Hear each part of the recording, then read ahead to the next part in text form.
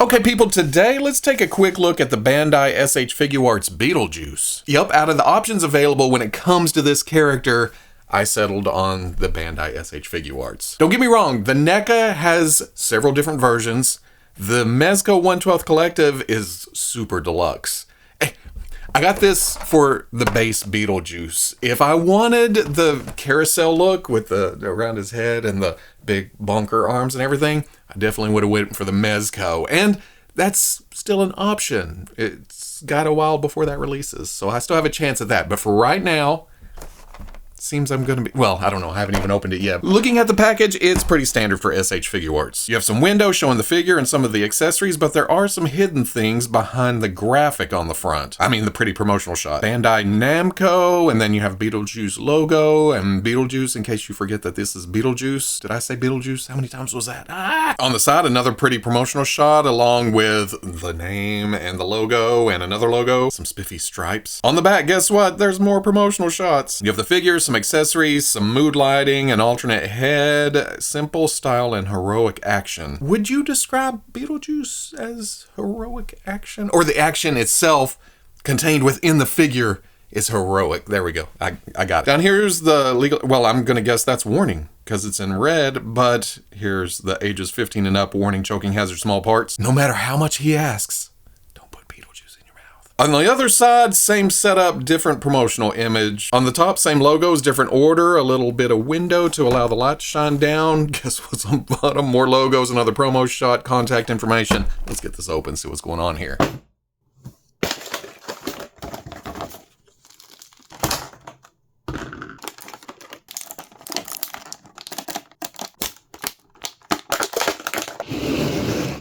Just one piece of protective plastic at the waist between the torso and the crotch piece, or the crotch cover. And I wonder if it comes apart at that point. Yes, okay. Pull that out. That's interesting. The socket's on the front. And then that is angled forward a bit. I wonder if that's because of the body shape. Easy enough to pop back together, and there's Beetlejuice. It's showtime. I seem to remember that when this was first teased, I didn't really care for the likeness. I don't know if it was the lighting of those initial promo shots that threw me off. It kind of made me feel like it was cartoony a bit, which didn't really bother me because I did watch the cartoon back in the day. But once they showed more promotional images, it won me over. And now that I have it in hand, oh, I am pretty confident in my decision. Initial reaction right out of the package, yeah, this makes me pretty happy, but let's go over some things and see how I feel at the end. First off, they pretty much nailed Beetlejuice's body shape. It's just a guy in suit, but middle-aged guy in suit. They weren't trying to beef him up, make him muscly or anything. He's got a gut and just legs and arms, you know, like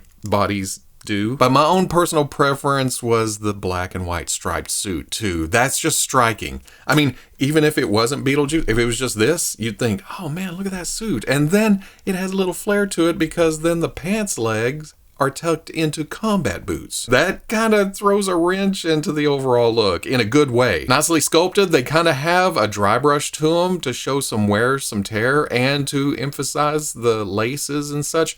But then the articulation point is very S.H. Figuarts. You can see all the way through that ankle joint because it's a metal tube. It's a metal pin. But 91.25% of the time, it won't even be shown unless you are just taking a shot or posing him straight sideways, facing this way. There's also this pointer ring on his left hand that I either never noticed before or I forgot all about. The skin tone's a very pale white that kind of blends in with the bright white of the suit, but then that's where I start to notice the sludginess. S.H. Figuarts aren't known for going as dirty as they probably should, but there is kind of a green fade here. It's just barely noticeable at the end of the coat. Just dipped in moss look. There's also just a hint of it at the boot tops, a little around the collar too. If you look at it too long, it kind of starts to throw you off. because they're in the stripes this way, stripes up and down, kind of angle out.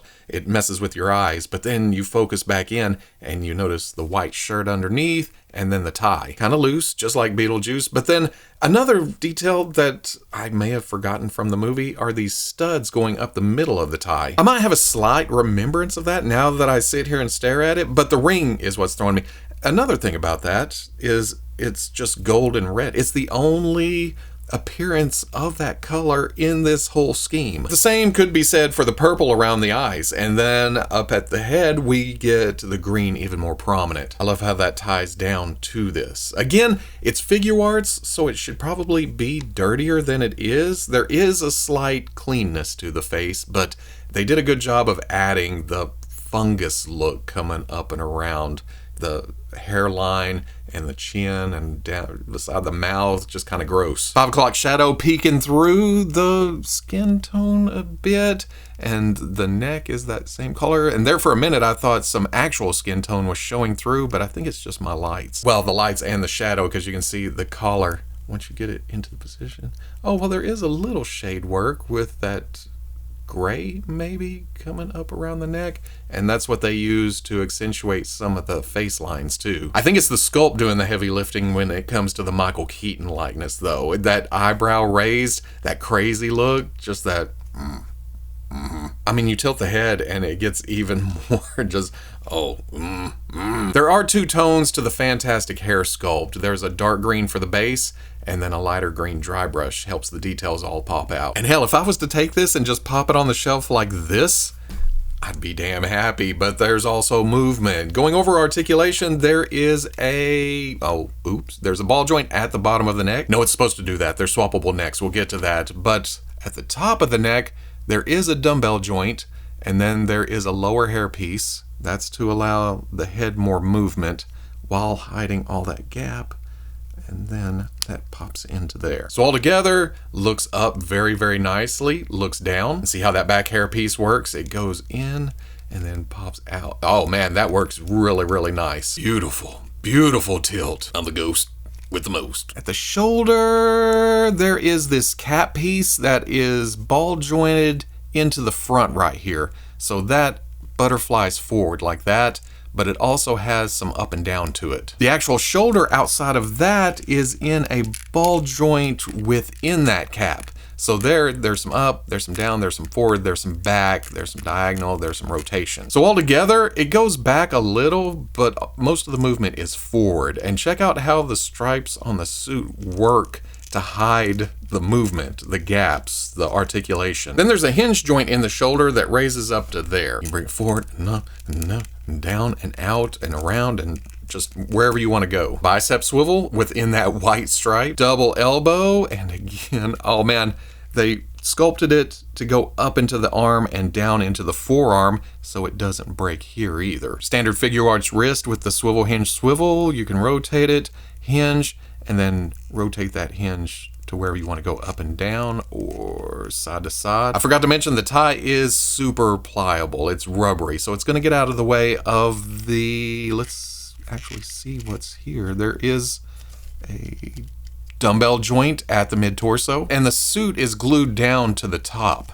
So it's gonna flare out below that, and it's fairly soft too. Along with the ball joint at the waist that we saw at the very first, you can crunch this much and arc back some. There is tilt and tilt, rotation. Another Figuarts staple is this cap piece that goes over the hip.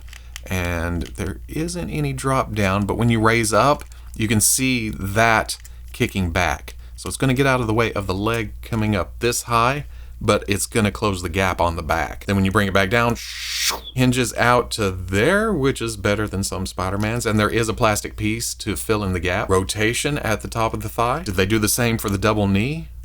Holy shit, where's all this plastic coming from? He's kicking his own undead ghosty ass, and there's no gap on the front and no gap on the back. That is downright mesmerizing. There is rotation at the top of the ankle joint. There's hinge that goes back, goes forward, a front-facing pin that rotates for rocker action, and then a toe joint that goes to there. For accessories, there are 2 open, relaxed hands. How easy do those pop off? Oh, not bad whatsoever. And the other hand's pop right on. And the alternate hands consist of 2 fists. There's 2 pointer fingers, and yeah, before I forget, each left hand does have the ring on the pointer finger. There are 2 of these hands, and oh, it's been a little while since I've seen the first Beetlejuice movie. These look super familiar, but I can't remember the exact scene. Then there's a right hand holding a nail file, and the instructions say very delicate or fragile or something like that. So I was worried the whole time I was trying to put it on. But yeah, there was that scene where he was waiting patiently, just filing his nails. They also included this teeny tiny wristwatch that does have the clasp painted on, which I really like, but no face to the watch. And the instructions say to put that on there and then pop the hand back on, so it just kind of hangs loose between the sleeve and the hand. Now that I have it on there, it's up inside the sleeve and kind of just disappeared, but it's there if you want to use it for a picture. Then there's face options. The one out of the package that we already looked at is probably the one I'm going to use the most, but to swap that out, you take the front hair piece off and you get an even scarier look, and then you can pop the faceplate off. There's this faceplate, kind of smiling, looking to the right, very familiar, kind of iconic. But then this one, angrier, looking to the left, evokes a very specific scene too. There's just so much personality to the face sculpts that it does all the work. All I did was bend the elbows up and then kind of kick the hands out, and there you go. I would take a photo of this all day. Finally, as far as head options go, as I demonstrated earlier, if you pull on the head, the neck pops off and leaves the ball joint exposed. That's so you can take the shrunken head and pop that down in there, and yep. Again, very recognizable, but I'm probably not going to use this very much. Hey, it does look good. Again, evokes a specific moment from the movie. Oh no, wait. The head came off the neck piece. I didn't realize there was a ball joint at the top of the neck, so it has some articulation to it. There's some green detail right there. I wouldn't have seen it if the head hadn't popped off. Let's see if I can just pull it. Yeah, okay. Just grab it and pull. There's this stand with a rod that goes up and has 2 pegs on the end of it. That plugs into the back of the Beetlejuice sign, so you can have that up in the air and on display. All the bulbs are sculpted on. They stick up from the base of it, and then the letters are raised too. And that works great as a display piece, but that's not the only use for this stand. You pop this back off. Then there's this rod with a kick at the top and a clamp at the bottom that you can stick on here. And at first I thought, what the hell does that do? That works in conjunction with the gravestone. We meet again, some holding hands sculpted in Barbara, wife of Adam, who departed this life too soon. This is a hollow piece of plastic, so it's fairly light. If I hadn't looked at the instructions, I would have never known that there is a hole in the back of Beetlejuice's lower torso.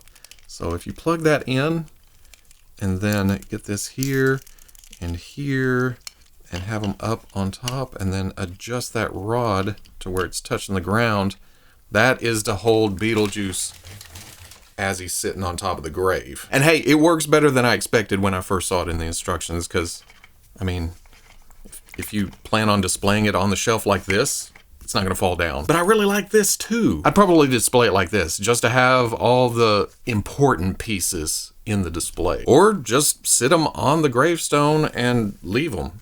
You have the sign over here. This isn't too bad. Yeah, eventually if you bang it around, he'll fall off, but he actually sits fairly well. Took nothing to get him up there. Or maybe something like this. And this didn't take anything. I just kind of threw it back there. The figure does the work for you. It just poses, and the personality takes over. Beetlejuice stands at about 5 3/4 up to the top of the actual head, and then about 6 inches to the top of the hair, which is true 1/12 scale. Michael Keaton stands at about 5'9", and that's shown here next to our other standard 1/12 scale lines. Well, Star Wars Black Series is closer than Marvel Legends, but you get the idea. This is much more in line with S.H. Figuarts' other human-type characters like Jack Sparrow and Ron Weasley. I actually haven't pulled these out of the display in a good long while. I had to dust them off, and I forgot how good these look. And this looks just as good. Then for no reason other than nostalgia, here is the Hasbro Ghostbusters Plasma Series Egon and the Hasbro Indiana Jones Adventure Series Indiana Jones. Just looking at some 80s favorites. At the end of the day, so ding-dang good. To be completely honest, I was just grabbing a Beetlejuice to have a Beetlejuice. It's nostalgic. That's part of my childhood. But now that I've messed around with this for a little bit, oh, I couldn't be happier with my decision. I had my doubts with the S.H. Figuarts, but I'm completely blown away. They went above and beyond. I don't know if they've tweaked their articulation scheme a little bit or if they've been evolving here and there. It's been a little bit since I've bought a newer S.H. Figuarts, but whew, I may be back on the Bandai bandwagon. The Bandai wagon. Either way, here's my Beetlejuice. This is it. I'm done. I don't need another one. When I got this in the mail, it was just like, okay, here's Beetlejuice. I'll put it in the pile. And then I decided, well, let's go ahead and get this out. See what's going on here, and well, it just made my day. I'm still a little bit tempted by the 1/12 Collective because of the options there. It would be a completely different Beetlejuice on display. This would be the Beetlejuice. That would be a Beetlejuice with the full-on carnival gear. But at the same time, this makes me feel like I don't need any other Beetlejuice. And I know you hear that a lot. I'm happy with this. But it fits in with the rest of my collection perfectly. The plastic clothes and the sculpt and everything. So, yeah. Why wouldn't I be happy? Beetlejuice. If you're interested, the link is in the description. Bye.